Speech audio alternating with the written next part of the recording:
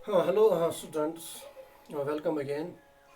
तो अभी आज मैंने सोचा कि मैं जो है वाइट बोर्ड पे ही लेक्चर दूं ताकि अच्छे से कुछ कंसेप्ट्स आपको क्लियर हो जाएं। अदरवाइज़ मैं लैपटॉप पे लेक्चर देता हूँ। तो अभी वहाँ पे जो हम चैप्टर पढ़ रहे थे that was carbon and it's compounds. तो उसका हमने इंट्रोडक्शन देखा था। तो फिर जो है हमने देखा था कि कार्बन का वर्सटाइल नेचर है और किन किन कंपाउंड्स में ये मौजूद है। और फिर जो है हम पूछे थे इसकी जो प्रॉपर्टी है, इसका वर्सटाइल नेचर क्यों है, उन फैक्टर्स पे हम पूछे थे। लेकिन आगे बढ़ने से पहले जो है पहले हम कंसेप्ट क्लियर करेंगे। वो है केमिकल बॉन्ड का। ठीक, सिंपली तो हम इसे बॉन्ड कहते हैं या फिर हम कहते हैं केमिकल बॉन्ड। ठीक, तो ये बॉन्ड हम देखेंगे बॉन्ड किसे कहते हैं। अगर हम आसान लफ्ज़ों में कहेंगे बॉन्ड का मतलब होता है रिश्ता। ठीक, रिश्ता यानी कि जो दो चीज़ों को या दो पर्सनस को आपस में जोड़ के रखता है तो उससे हम कहते हैं बॉन्ड, रिश्ता। फॉर एग्जांपल एक रिश्ता हस्बैंड वाइफ के बीच में होता है, एक रिश्ता मदर और सन के बीच में होता है। इन द सेम केस एक रिश्ता फादर और सन के बीच में होता है। ठीक, तो जितना ज़्यादा रिश्ता मजबूत होगा उतना ज़्यादा ये जो है दो पर्सनस आपस में जुड़े होंगे। ठीक है, तो बॉन्ड सिंपली मीन्स आप याद रखें रिश्ता जो कि दो चीज़ों को इकट्ठे रखता है। तो अभी यहाँ पे हमारे पास है केमिकल बॉन्ड या सिंपली बॉन्ड। तो केमिकल बॉन्ड हम किसे कहेंगे? ठीक है, तो let's first write the definition. So dear students, जैसा कि आप देख रहे हैं मैंने यहाँ पे बॉन्ड की जो है केमिकल बॉन्ड की डेफिनेशन लिखी है। तो क्या है chemical bond? The attraction between atoms, ions और molecules that enables the formation of a compound. तो बॉन्ड क्या है? ये एक अट्रैक्शन है, केमिकल अट्रैक्शन है, फोर्स ऑफ अट्रैक्शन है।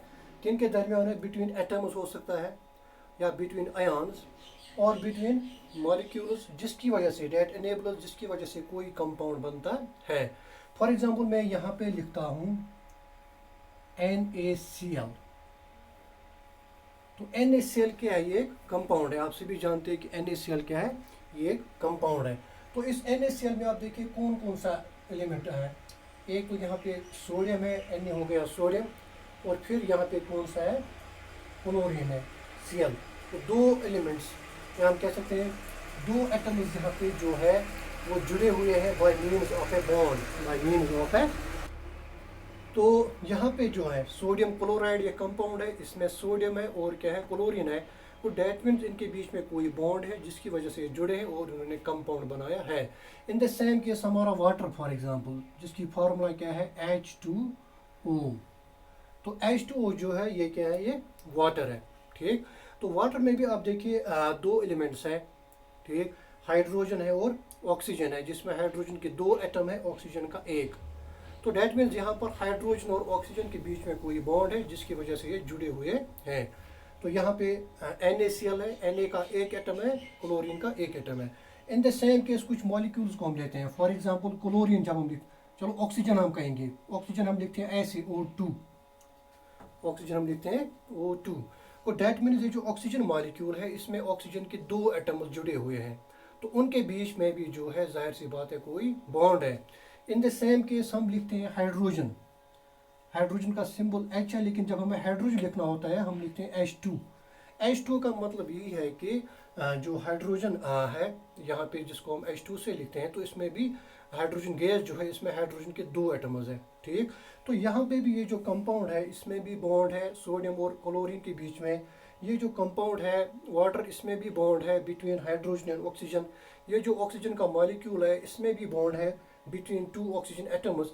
इन द सेम केस ये जो हाइड्रोजन मॉलिक्यूल है इसमें भी बॉन्ड है बिटवीन टू हाइड्रोजन एटम्स। ठीक, तो फर्दर हमें पता है, फर्दर डियर स्टूडेंट्स हमें पता है अब ये जो बॉन्ड है अब ये दो किस्म का हो सकता है। ठीक, तो हम यहाँ पे लिखते हैं it can be of two types.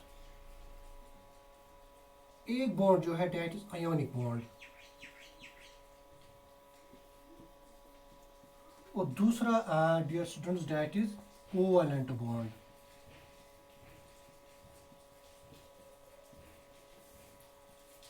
ठीक है, तो बॉन्ड जो है they can be of two types, ionic bond and covalent bond.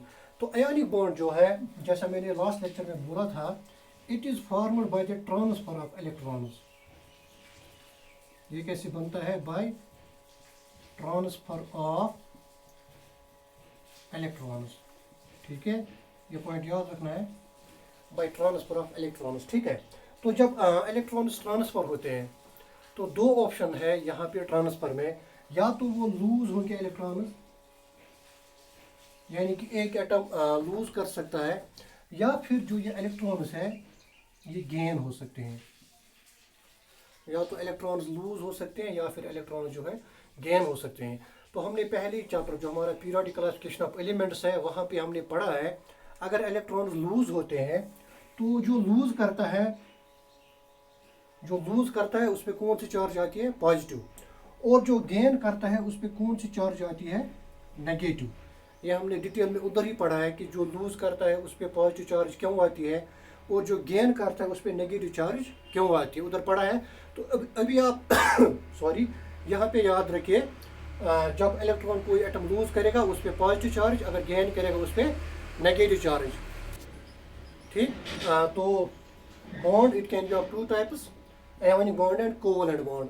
Ionic bond it is formed by transfer of electrons. तो लूज या गेन हो सकता है, अगर लूज हो गया पॉजिटिव चार्ज, अगर गेन हो गया नेगेटिव चार्ज। अभी जो कोवलेंट बॉन्ड है, तो कभी कभार डियर स्टूडेंट्स कुछ ऐसी सिचुएशन आ सकती है, कुछ एटम्स जो है वो यानी कोई ऐसा कंपाउंड जहाँ पे ना लूज हो सकता है ना गेन हो सकता है। तो जब ना लूज होगा ना गेन होगा तो हमारे पास एक ही ऑप्शन बचता है, एंड दैट इज शेयरिंग। तो इसमें क्या होता है? Sharing of electrons.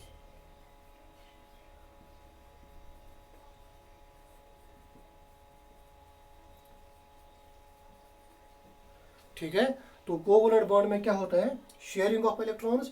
Ionic bond में क्या होता है? Transfer of electrons. That means कि जब यहाँ पे लूज या गेन होता है तो यहाँ पर आयोन्स बनते हैं। क्या बनते हैं यहाँ पे? जो एटम इलेक्ट्रॉन को लूज करेगा फिर उस पर पॉजिटिव चार्ज आएगी तो वो आयन बनेगा, तो उस आयन को हम कहते हैं कैटायन। ठीक है, जो कैटायन क्या है? Positively charged ion. In the same case जो एटम इलेक्ट्रॉन को गेन करेगा अब वो आयन बनेगा, यानी कि उसमें नेगेटिव चार्ज ज़्यादा है, अब वो चार्जड हो गया। तो अगर इसने इलेक्ट्रॉन को गेन किया तो ये कहलाएगा एनायन। ठीक, तो आयोनिक बॉन्ड में हम देखते हैं कि यहाँ पे जो है ट्रांसफर ऑफ इलेक्ट्रॉन्स होता है। तो फिर यहाँ पर जो दो आयन्स है आपस में मिलते हैं, तो वहाँ पर force of attraction between opposite charged ions होता है। कैटायन पॉजिटिव है, एनायन नेगेटिव है, तो ये पॉजिटिव नेगेटिव अट्रैक्ट करते हैं जिसकी वजह से जुड़ते हैं, इनके बीच में रिश्ता बनता है, बॉन्ड बनता है, और उसको हम कहते हैं आयोनिक बॉन्ड। लेकिन कोवलेंट में क्या होता है? Sharing of electrons. यहाँ पे जो है ना लूज होता है ना गेन होता है, तो जब लूज और गेन ना हो तो क्या होता है? फिर शेयरिंग होता है। ठीक, तो विल कंटिन्यू दिस। ओके, तो अब जैसा कि आप देख सकते हैं, bond it can be of two types, ionic and covalent bond. तो अब क्वेश्चन यहाँ पर है वाई बॉन्ड, बॉन्ड क्यों बनता है? ठीक है, बॉन्ड बनाने की ज़रूरत क्या है? तो डियर स्टूडेंट्स, जैसा कि हमने पहले चैप्टर जो हमारा था पीरियोडिक क्लासिफिकेशन ऑफ एलिमेंट्स, तो वहाँ पे हमने देखा था, जब हमने पीरियोडिक टेबल को स्टडी किया तो हमने देखा कि जो सारे एलिमेंट्स हैं वो क्या चाहते हैं? स्टेबिलिटी। वो क्या चाहते हैं? स्टेबिलिटी। जैसा कि इंसान जो है अपनी ज़िंदगी में अपनी लाइफ में स्टेबिलिटी चाहता है, इन द सेम केस जितने भी एलिमेंट्स पीरियोडिक टेबल में है वो भी चाहते हैं स्टेबिलिटी। ठीक है, तो स्टेबिलिटी कौन सी है? स्टेबिलिटी वो चाहते हैं, जब हम एटम्स की बात करते हैं, एलिमेंट्स की बात करते हैं, तो उनकी जो स्टेबिलिटी है उसको हम लेते हैं in terms of their configuration, यानी कि आउटर शेल में कितने इलेक्ट्रॉन्स हैं। तो वहाँ पे हमने पढ़ा था जो ये एलिमेंट्स है पीरियोडिक टेबल में, ये चाहते हैं कि हमें नोबल गैस यानी कि नियरेस्ट नोबल गैस की कॉन्फ़िगरेशन मिले। ठीक है, तो वहाँ पे हमने यही देखा। तो dear students, as you can see यहाँ पे मैंने रफली एक पीरियोडिक टेबल बनाया है, तो ये एक्यूरेट नहीं है, आपको समझाने के लिए मैंने रफली बनाया। तो अब हम देखते हैं कि स्टेबिलिटी यानी कि कौन सी स्टेबिलिटी। तो हम ये कहते हैं कि हर एक एलिमेंट चाहता है मुझे नज़दीकी नोबल गैस की कॉन्फ़िगरेशन मिले। तो नज़दीक अब ये जो नोबल गैसेस है हमें पता है वो ग्रुप 18 में है। ये जो हमारा लास्ट ग्रुप है पीरियोडिक टेबल में 18th ग्रुप, इसमें हमारी जो है नोबल गैसेस है, जिसमें आप देख सकते हैं हीलियम है, नियॉन है, आर्गन है, क्रिप्टॉन है, जिनॉन है और रेंडॉन है। ठीक है, तो अब ये जो नोबल गैस है अगर हम इनकी कॉन्फ़िगरेशन देखेंगे जो हमने ऑलरेडी पढ़ी है, तो अब हम देखेंगे इनके लास्ट शेल में कितने इलेक्ट्रॉन्स हैं। हीलियम के लास्ट शेल में इसका एटॉमिक नंबर भी 2 है और इसके लास्ट शेल जो है उसमें 2 इलेक्ट्रॉन्स होते हैं। बाकी ये जो नियॉन है इसके लास्ट शेल में 8, इसके लास्ट शेल में 8, 8 और 8। तो उम्मीद है कि आपको याद होगा जब हमने कॉन्फ़िगरेशन वहाँ पर डिटेल पढ़ा था, सब शेल वाइज भी और शेल वाइज भी। तो इनकी जो कॉन्फ़िगरेशन यानी कि लास्ट शेल में ये जो नोबल गैसेस है, हीलियम को छोड़ के सबके पास लास्ट शेल में है 8 इलेक्ट्रॉन्स, ठीक है। तो हीलियम के पास कितने इलेक्ट्रॉन्स है? 2। और ये जो बाकी नोबल गैसेस है इनके पास लास्ट शेल में कितने इलेक्ट्रॉन है? 8, ठीक है। तो इस ये जो 2 कॉन्फ़िगरेशन है इसको हम कहते हैं डुप्लेट, इसको हम कहते हैं डुप्लेट कॉन्फ़िगरेशन। तो बाकी ये जो इनके पास ये जो लास्ट शेल में 8 8 है, तो यहाँ पर इसको हम कहते हैं ऑक्टेट। क्या कहते हैं? ऑक्टेट, ठीक है। तो अब हम कहेंगे जो एलिमेंट्स है वो ये चाहते हैं या तो उनको डुप्लेट कॉन्फ़िगरेशन मिले या फिर उनको ऑक्टेट। लेकिन कंडीशन ये है कि एलिमेंट को जो नज़दीकी नोबल गैस है वो उसी की कॉन्फ़िगरेशन लेता है, ठीक है। तो याद रखना है डुप्लेट और ऑक्टेट। तो यहाँ पर ये जो एलिमेंट्स है वो भी चाहते हैं कि हमें नियॉन, आर्गॉन वगैरह इनकी कॉन्फ़िगरेशन मिले, यानी कि लास्ट शेल में हमारे पास 8 होंगे। इसी तरीके से जो हाइड्रोजन है, हीलियम है या फिर लिथियम है, उनका चूंकि नज़दीकी हीलियम नोबल गैस है वो चाहते हैं कि हमें हीलियम की कॉन्फ़िगरेशन मिले।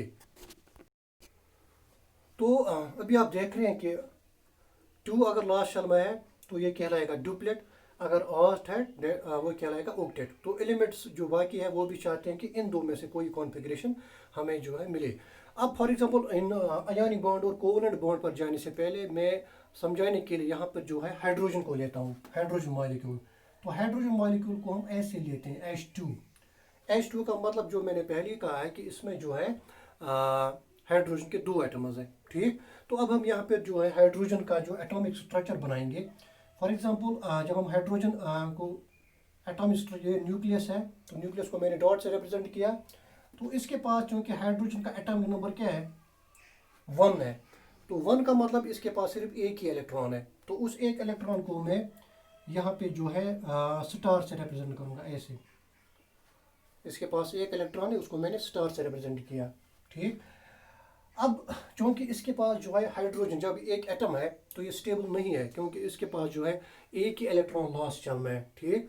अब ये भी चाहता है कि किसी तरीके से मुझे कम से कम, ये तो 8 तक नहीं जाएगा, ये चाहता है कि मुझे ये कॉन्फ़िगरेशन 2 डुप्लेट वाली कॉन्फ़िगरेशन मिली, ठीक है।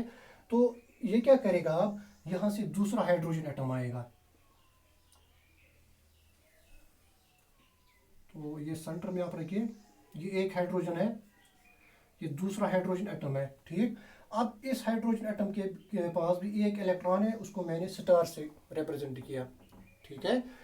तो अब यहाँ पर एक हाइड्रोजन आ गया, एक हाइड्रोजन आ गया, इसके पास भी एक इलेक्ट्रॉन, इसके पास भी एक इलेक्ट्रॉन। अब दोनों की कोशिश है कि किसी तरीके से हम डुप्लेट हो जाए, हम स्टेबल हो जाएं, ठीक है। तो अब यह क्या करेंगे? अब यहाँ पे चूंकि लूज और गेन तो नहीं होगा, अब यहाँ पर ये शेयरिंग करेंगे। तो ये जो ये वाला इलेक्ट्रॉन है इसके पास और इसके पास जो है ये करेंगे ये शेयर।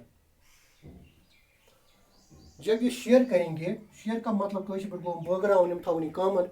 अभी शेयर करने से क्या होगा? ये जो हाइड्रोजन है इसके पास अपना यह इलेक्ट्रॉन है, और शेयर करने से ये भी इसका समझो हो गया, तो इसकी हो गई 2, इसके हो गए 2 इलेक्ट्रॉन्स, ठीक है। इन द सेम केस ये जो हाइड्रोजन है इसका अपना एक इलेक्ट्रॉन है, इसका अपना एक इलेक्ट्रॉन है, और यहाँ से इसने ये भी शेयर किया है इसका इलेक्ट्रॉन, तो इसको अपना एक है और शेयर वाला एक है, ये भी बन गया 2, ठीक है।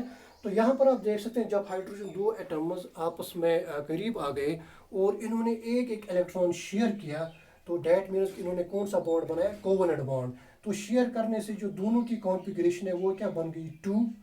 इसकी भी 2 बन गई, इसकी भी 2 बन गई, डुप्लेट बन गई, और ये दोनों क्या हो गए? स्टेबल हो गई, ठीक है।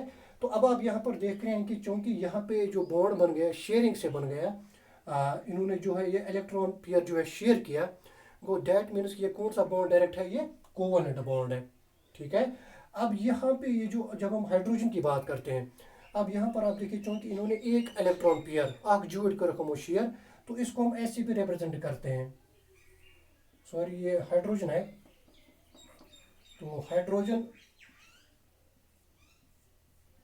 यानी हाइड्रोजन एटम और हाइड्रोजन एटम के बीच में जब इन्होंने एक इलेक्ट्रॉन पेयर शेयर किया, तो हम कहेंगे यहाँ पर एक कोवेलेंट बॉन्ड बन गया। क्या बन गया? एक कोवेलेंट बॉन्ड, H H। तो ये हमें क्या देता है? H2। तो डैट मीन जो हाइड्रोजन मॉलिक्यूल है, आज के बाद आपको याद रखना है, इसमें जो दो हाइड्रोजन एटम्स हैं वो आपस में जुड़े हैं बाय ए कोवेलेंट बॉन्ड, या हम कहेंगे बाय सिंगल कोवेलेंट बॉन्ड। ठीक, तो जब दो इलेक्ट्रॉन यानी एक पेयर शेयर होता है तो वहाँ पर एक कोवेलेंट बॉन्ड बनता है। तो याद रखना जो हाइड्रोजन है, in hydrogen molecule the two hydrogen atoms are linked together by a single covalent bond। इसी तरीके से अब हम यहाँ पे लेते हैं ऑक्सीजन को। तो ऑक्सीजन जो है, अभी हम कंपाउंड पे नहीं जाएंगे, पहले मॉलिक्यूल्स को यहाँ पे देखते हैं, होमो एटॉमिक मॉलिक्यूल्स। तो ऑक्सीजन हम लिखते हैं O2। O2 का मतलब ये है कि इसमें जो है ऑक्सीजन की दो एटम्स हैं। तो अब हम देखेंगे कि वो कैसे आपस में लिंक्ड है। ठीक, तो हम कहेंगे यहाँ से जो है हम ऑक्सीजन एटम को पहले यहाँ पे डैट मीन्स इस oxygen molecule it is O+O। जैसे हाइड्रोजन था H+H, ऑक्सीजन इज O+O। तो पहले हम जो है ऑक्सीजन एटम को यहाँ पर इसका स्ट्रक्चर बनाते हैं। समझो न्यूक्लियस है, ऑक्सीजन का एटॉमिक नंबर क्या है, 8 है। ऑक्सीजन के पास कितने इलेक्ट्रॉन्स हैं, 8। तो यहाँ पे पहले हम ये पहली शेल है, फिर ये दूसरी शेल है। अब हमें 8 इलेक्ट्रॉन्स को डिस्ट्रीब्यूट करना है। हमें पता है रूल क्या है, जो पहली शेल है उसमें कितने इलेक्ट्रॉन आएंगे, 2। तो उनको हम यहाँ पे मैं सर्कल से रिप्रेजेंट करूँगा, डॉट से, सॉरी। अब ये जो ऑक्सीजन का एटम है इसके पास कितनी शेल्स है, 2 शेल्स है। पहली शेल में कितने इलेक्ट्रॉन आ गए, 2। अब कितने रह गए, 6। तो वो 6 कहाँ पर आएंगे, दूसरी शेल में। तो ये हो गया 1 2 3 4 5 6। तो ये जो है दीज आर 6 इलेक्ट्रॉन्स जो है, जो कि वैलेंस इलेक्ट्रॉन है। लास्ट शेल में ऑक्सीजन की जो लास्ट शेल है ये वाली, ये वैलेंस शेल है। इसमें कितने इलेक्ट्रॉन है, 6 इलेक्ट्रॉन है। तो ये बन गए वैलेंस इलेक्ट्रॉन। तो ये तो एक ऑक्सीजन है। फिर हमें दूसरा लेना है, तो उसको हम यहाँ से लेंगे। तो समझो ये न्यूक्लियस है, ये पहली शेल है। इन द सेम केस इसके पास भी 2 शेल्स होंगी। तो अगेन चूँकि ये भी ऑक्सीजन एटम ही है, तो इसके पास भी 8 इलेक्ट्रॉन्स हैं, और वो ऐसे डिस्ट्रीब्यूट है, 2 इलेक्ट्रॉन्स पहली शेल में और फिर 6 वैलेंस शेल में। तो ये हो गए 2 4 एंड दीज आर 6। ठीक, तो इसकी जो कॉन्फ़िगरेशन है ऑक्सीजन की, वो क्या है, एटम की, वो है 2 6। अपनी कॉन्फ़िगरेशन, इसकी भी कॉन्फ़िगरेशन क्या है, 2 6। ठीक है। तो डियर स्टूडेंट्स, अब आपने यहाँ पे खुद ध्यान देना है, ऑक्सीजन किसकी कॉन्फ़िगरेशन चाहेगा, इसका नज़दीकी नोबल गैस। इसका नज़दीकी नोबल गैस जो है डेट इज नियॉन। ठीक, नियॉन का एटॉमिक नंबर है 10, और नियॉन की कॉन्फ़िगरेशन क्या है, 2 8। नियॉन जिसका एटॉमिक नंबर 10 है और जिसकी कॉन्फ़िगरेशन है 2 8। ठीक है। अब ये जो ऑक्सीजन है ये भी चाहता है, ये ऑक्सीजन एटम भी चाहता है मुझे ये कॉन्फ़िगरेशन मिली 2 8। तो इसकी कॉन्फ़िगरेशन क्या है, अपनी 2 6। इसकी भी कॉन्फ़िगरेशन क्या है, 2 6। ठीक, तो अब इसको 2 6 से जाना है 2 8, इसको भी जाना है 2 6 से 2 8। अब जबकि ये 2 ऑक्सीजन एटम नज़दीक आते हैं, तो चूँकि यहाँ पर तो लूज और गेन नहीं होगा। अगर ये लूज करेगा तो 2 इलेक्ट्रॉन लूज करेगा, ये तो 2 8 हो जाएगा, लेकिन ये खुद क्या करेगा।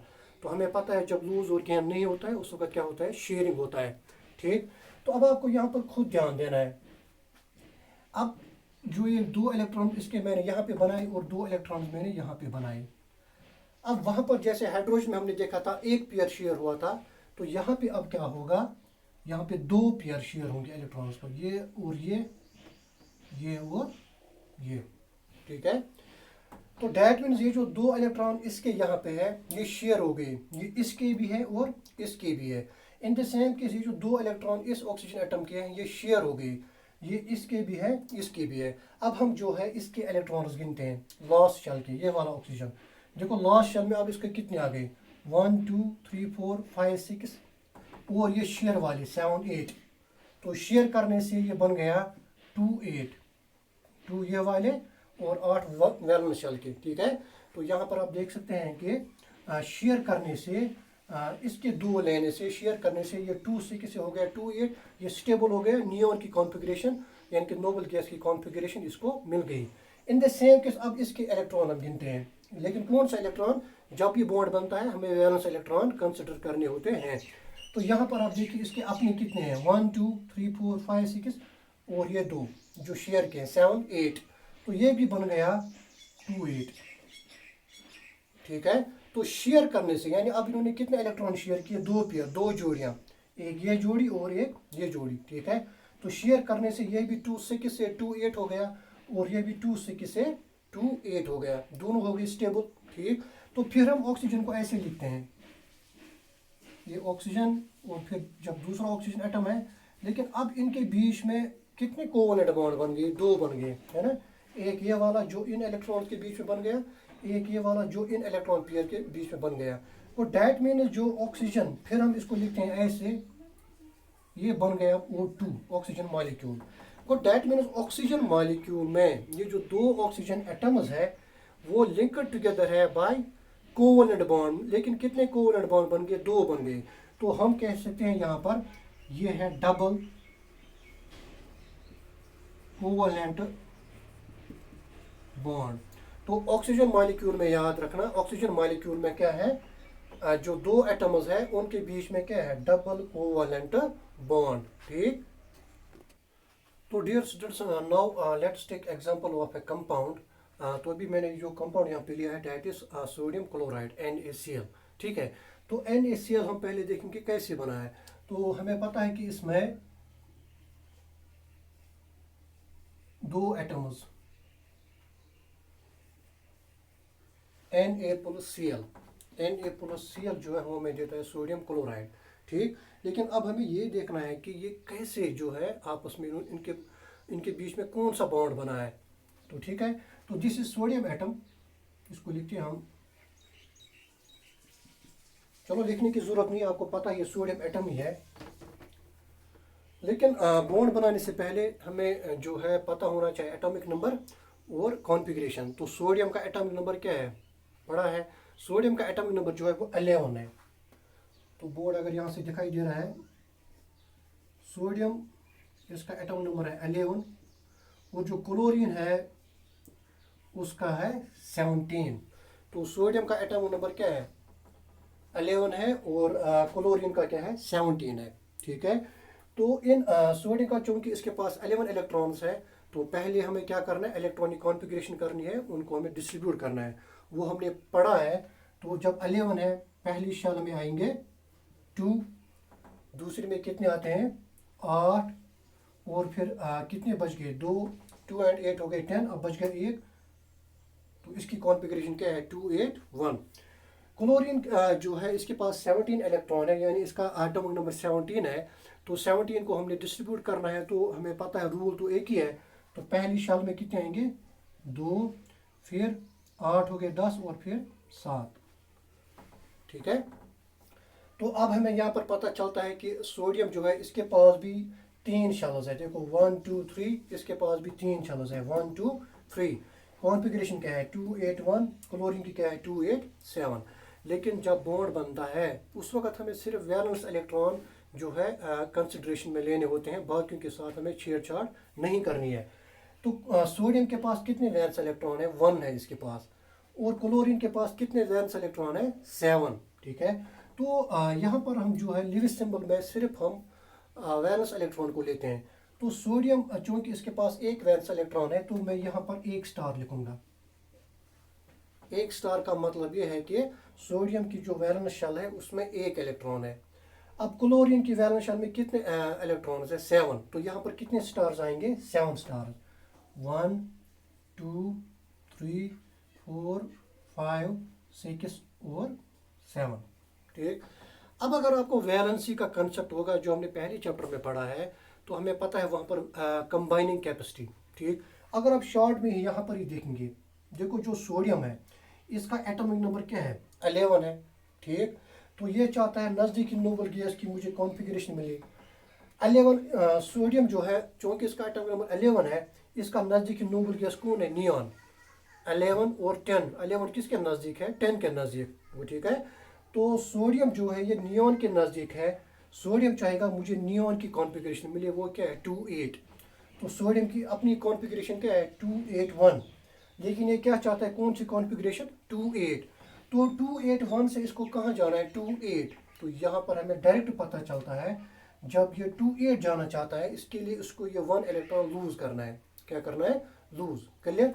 इन द सेम कि जहाँ तक क्लोरीन की बात है, क्लोरीन की कॉन्फ़िगरेशन क्या है, 2-8-7। तो यहाँ पर ये तो इम्पॉसिबल है कि 7 इलेक्ट्रॉन को लूज करेगा और 2-8 होगा, दैट्स इम्पॉसिबल। लेकिन चूंकि क्लोरीन नज़दीक है आर्गन के, जिसका एटॉमिक नंबर क्या है, 218, कॉन्फ़िगरेशन क्या है, 288। क्लोरीन चाहेगा आर्गन, इसका नज़दीकी नोबल गैस है, 18 एटॉमिक नंबर, 288 उसकी कॉन्फ़िगरेशन है। तो क्लोरीन चाहेगा मुझे किसकी कॉन्फ़िगरेशन मिले, आर्गन की। आर्गन की कॉन्फ़िगरेशन क्या है, 288। ये खुद क्या है, 287। अब इसके लिए आसान क्या है, इसके लिए आसान है कि इसको एक इलेक्ट्रॉन गेन करना है। ये क्या बनेगा, 288। तो अब यहाँ पे जो है, यहाँ पे सोडियम चाहता है मैं 28 बन जाऊँ। तो ये चाहता है मैं 288 बन जाऊँ। तो यहाँ पर ये जो एक अलावा है ये लूज करेगा, ये यानी ये जो इलेक्ट्रॉन है ये लूज करेगा और इसको गेन करेगा क्लोरीन, इसको गेन करेगा क्लोरीन। ठीक है। तो अब आप देखिए, जब इसने एक इलेक्ट्रॉन गेन किया, ये लास्ट पे ऐड होगा, तो ये क्या बनेगा, यहाँ पर 7 था, वो बनेगा 8। अब आप देखिए लूज और गेन करने से क्या हो गया, जब इसने लूज किया ये बन गया 2-8, स्टेबल हो गया, नियॉन की कॉन्फ़िगरेशन है। जब क्लोरीन ने गेन किया ये बन गया 288, स्टेबल हो गया, इसने आर्गन नोबल गैस की कॉन्फ़िगरेशन ले ली। ठीक। अब हमें पता है कि जब कोई भी चीज़, यानी जब इस सोडियम ने, जो कि मेटल है, इसने इलेक्ट्रॉन लूज किया, कितने इलेक्ट्रॉन इसने लूज किए, इसने 1 इलेक्ट्रॉन लूज किया, तो अब ये बन गया आयन। तो अब हम इसको लिखेंगे ऐसे Na पॉजिटिव, क्योंकि इसने एक इलेक्ट्रॉन लूज किया, एक पॉजिटिव चार्ज इस पे आएगी। प्लस क्लोरीन ने कितने इलेक्ट्रॉन गेन किए, एक इलेक्ट्रॉन गेन किया, इस पे कितनी नेगेटिव चार्ज आएगी, 1। तो this is Na positive plus Cl negative, ये हमें देगा NaCl। तो ये कंपाउंड बन गया। अब जाहिर सी बात, अब आपको पता चल गया होगा कि ये NaCl जो है इसमें कौन सा बॉन्ड बना, क्योंकि इसमें जो है लूज हो गया और गेन हो गया, तो ये कौन सा बॉन्ड है, आयोनिक बॉन्ड है। ठीक। तो NaCl कौन सा कंपाउंड है, आयोनिक कंपाउंड है। ठीक है। तो जब अभी तक ये एटम था, तो जब ये आयन बन गया सोडियम, तो आयन बनने के साथ इसकी कॉन्फ़िगरेशन क्या बन गई, 2-8। यानी जब इसने लूज किया, इसकी कॉन्फ़िगरेशन क्या बन गई, 2-8, स्टेबल। जब क्लोरीन ने गेन किया एक इलेक्ट्रॉन, अब ये आयन बन गया, गेन करने से इसकी कॉन्फ़िगरेशन क्या बन गई, 2-8-8। ठीक है। तो जब ये 2-8 आयन स्टेबल, 2-8-8 आयन स्टेबल, जब ये आपस में जो है जुड़ेंगे, बॉन्ड बनाएंगे, तो ये एक स्टेबल कंपाउंड बनाएंगे, NaCl सोडियम क्लोराइड, जिसमें Na जो है ये भी स्टेबल है आयन, और क्लोरीन जो है ये भी स्टेबल है आयन है। ठीक है। आप देखिए Na पॉजिटिव, यानी कि इसने एक इलेक्ट्रॉन जो है लूज किया है, जो यहाँ पे 1 था, ये 2-8 बन गया। Cl नेगेटिव, इसने एक इलेक्ट्रॉन गेन किया, ये 2-8-7 से बन गया 2-8-8। तो अब आपको पता चल गया जो NaCl है ये एक आयोनिक कंपाउंड है, जिसमें कौन सा बॉन्ड है, आयोनिक बॉन्ड है। यानी कि क्यों आयोनिक बॉन्ड है, क्योंकि लूज और गेन करने से जो है बन गया। ठीक है। तो जिसमें Na के पास पॉजिटिव चार्ज है और क्लोरीन के पास क्या है, नेगेटिव चार्ज। अब हम डिफरेंट तरीके से जो है NaCl को एक और तरीके से एटॉमिक स्ट्रक्चर के हिसाब से हम बॉन्ड देखेंगे। तो पहले हम सोडियम का एटम यहाँ पे बनाएंगे, ये न्यूक्लियस है।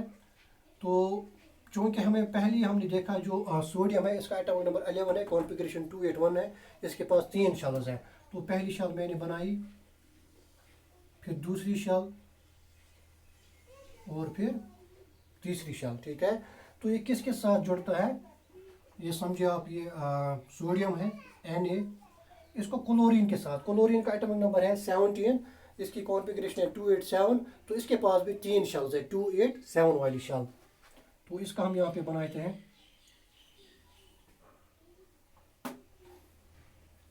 पहली शेल, दूसरी शेल और तीसरी शेल। तो ये क्लोरीन है। तो सोडियम का एटॉमिक नंबर है 11, इसका है 17। तो 11 इलेक्ट्रॉन को हम यहाँ पे डिस्ट्रीब्यूट करेंगे, हमें तो रूल पता है, ये आ गए 2, फिर कितने आएंगे, 8, 1 2 3 4 5 6 चूँकि मैं लिखूँगा यहाँ पे कॉन्फ़िगरेशन 281 287 इनकी अपनी कॉन्फ़िगरेशन है। तो 2 तो हो गए, 8 भी हो गए, ये आप देख लीजिए। अब इसके पास कितना बच गया, 1 इलेक्ट्रॉन। ये 1 इलेक्ट्रॉन इसकी लास्ट शेल में है।